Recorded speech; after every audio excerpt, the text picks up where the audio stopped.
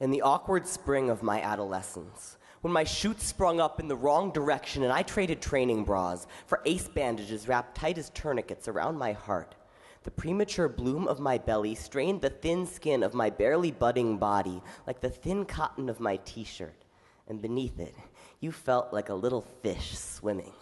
Crashing against the inside walls of me, I learned to love you slowly.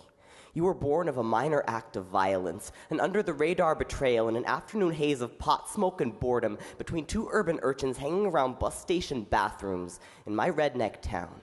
If you were a teenage boy with a girl's body hidden under his board shorts, you didn't have many friends. I had one.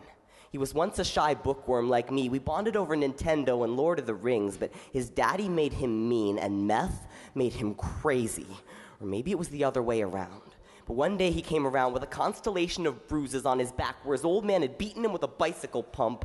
That was the day he unwound my bandages, exposed my heart like a wound. He wouldn't have taken no for an answer if I'd offered it. But I didn't. My feelings for him were a hand clamped over my mouth. I couldn't risk losing my only friend. So I let him bury his anger inside me, and you grew there, like an ash tree where a crank house blew up. You were the last thing I wanted, but you were the only thing I had. In the days leading up to the fatal overdose of my tweaker friend, I still can't bring myself to call your father. Sometimes he'd knock me around some. And sometimes, lying on the floor, I'd press a hand to my belly, feel the thump, thump, thump I told myself was your heartbeat. Actually, it was my heart.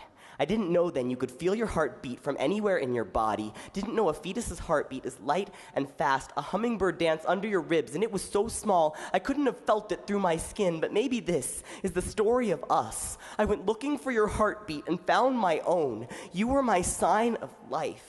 In your 7th month growing inside me, I got shoved down a flight of stairs, and you were born in a sterile room of IV tubes and beeping machines while I hemorrhaged. Like you were so much a part of me, ripping you out of me almost made me bleed to death.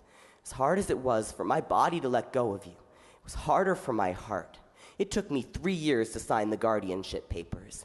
3 years in welfare hotels, riding the bus to high school with you in your little backpack, kicking the backs of my elbows to admit I still had a lot of growing up left to do myself. I gave you up to give us both a chance. I was never really your mother. I may never be your father, but your life and mine will forever be tied, and for this I am honored because I may have been through some shit.